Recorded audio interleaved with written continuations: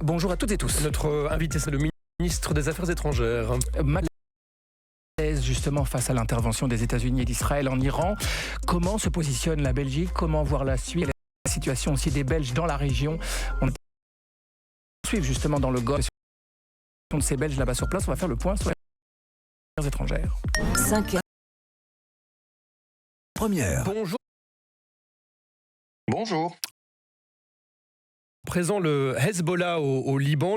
On le rappelle, un mouvement islamiste soutenu par l'Iran. Est-ce que vous craignez un embrasement dans la région ? C'est évidemment le danger qui guette actuellement l'ensemble de la région, raison pour laquelle nous suivons heure par heure l'évolution de la situation. D'abord, dans l'intérêt de la préservation de l'intégrité physique de l'ensemble de nos compatriotes.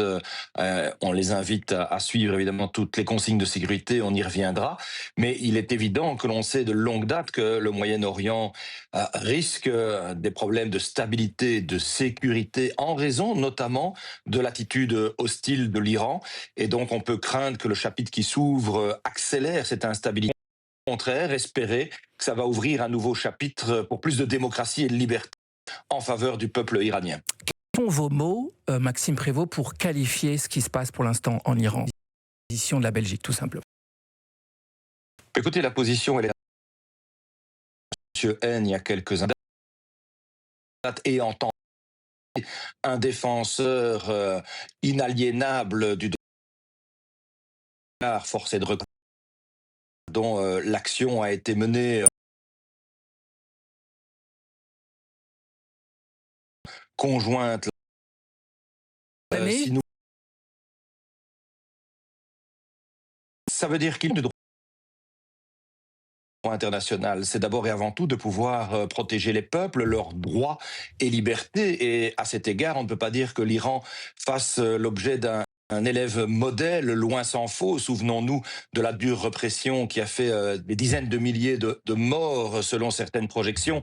Il y a quelques semaines encore, le régime de terreur de l'Iran. Et donc il y a évidemment la principe, mais nous devons aussi la confronter à un principe de réalité. Et ce droit international, sa première vocation, c'est de protéger les peuples. La diplomatie s'est donc exercée intensément depuis de nombreuses années avec l'Iran, sous l'égide d'initiatives des États-Unis et de l'Union européenne, sans que, dans ce cas de figure, la diplomatie n'ait pu atteindre les résultats escomptés. La poursuite du programme balistique et nucléaire de l'Iran n'a pas connu effectivement d'épilogue, loin s'en faut. On ne pouvait pas courir un risque de sécurité et d'embrasement généralisé dans la région avec le soutien de l'Iran à ses proxys, c'est-à-dire sous ces groupes terroristes comme le Hamas, le Hezbollah qui continuent d'agir dans la région. Donc si on reprend ce dernier élément de votre raisonnement, Maxime Prévost, il y avait des justifications au nom de la sécurité internationale, de la sécurité balistique, d'intervenir en Iran. Je le crois, mais c'est la raison pour laquelle on doit aussi être des ardents prédicateurs de la désescalade pour faire en sorte que le plus vite possible, on remette les armes de